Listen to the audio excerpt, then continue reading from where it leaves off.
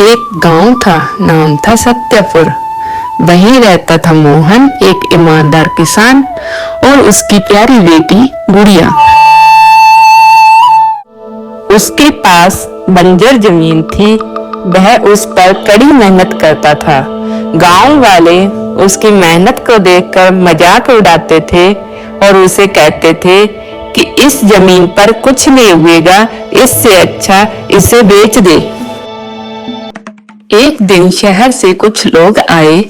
उन्होंने कहा, मोहन, जमीन हमें बेच दो, अच्छा पैसा देंगे। लेकिन मोहन ने मुस्कुराते हुए मना कर दिया, नहीं साहब, ये मेरी उम्मीद है, मैं इसे नहीं बेचूंगा।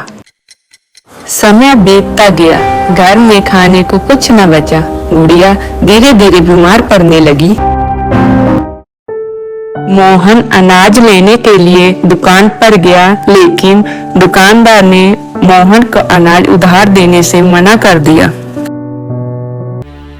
गांव का मुखिया सभा बुलाता है। मोहन, जमीन बेच दो और अपनी बेटी का इलाज करवाओ। मोहन हाथ जोड़कर कहता है, मैं मेहनत में विश्वास करता हूँ, मैं जमीन नहीं बेचूंगा। एक शाम गुड़िया ने भी कहा, पापा, अगर जमीन पर कुछ नहीं उगता तो आप इसे बेच क्यों नहीं देते? मोहन ने उसे प्यार से गोद में लिया और कहा, बेटी, मेहनत का फल जरूर मिलता है। तुम देखना, एक दिन यह जमीन जरूर उपजाऊ बनेगी।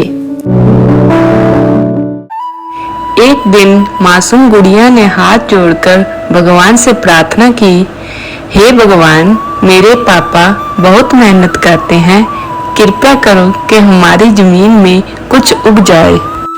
मोहन जी सुन लेता है, चुपचाप कमरे में चला जाता है।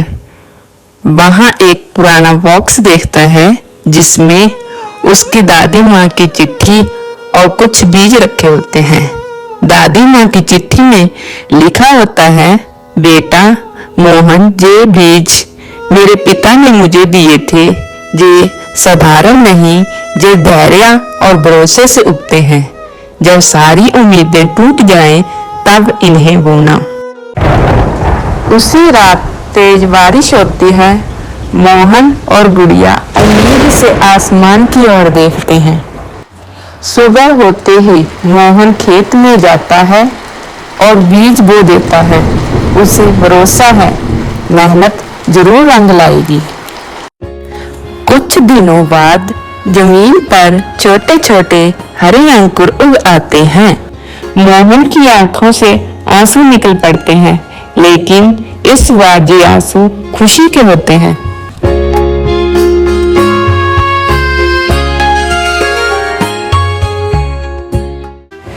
सारी जमीन हरी भरी हो जाती है। गुड़िया और मोहन मुस्कुराते हैं, क्योंकि एक सपना साकार हो रहा था। कंपनी वाले फिर से जमीन खरीदने के लिए आते हैं, लेकिन मोहन कहता है, अब ये जमीन मेरी ताकत है, मेरी उम्मीद है, मैं इसे किसी भी हालत में नहीं बेचूंगा। मोहन गांव वालों को बताता है, ये कोई आम फसल नहीं है, ये एक बहुमूल्य औषधि पौधा है। वो शहर जाकर इसे बड़ी बड़ी कंपनियों में बेचता है और इससे लाखों कमाता है। मोहन इन पैसों से गांव के गरीब बच्चों के लिए स्कूल खोलता है। अब जो लोग उसका मजाक उड़ाते थे, वही उसके घर आकर माफी मांगते हैं। गांव का सरपंच सभा बुलाता है और मोहन को सम्मानित करता है। गुड़िया कहती है, मेरे पापा कभी हार नहीं मानते, वो दुनिया के सबसे अच्छे किसान और सबसे अच्छे पापा हैं।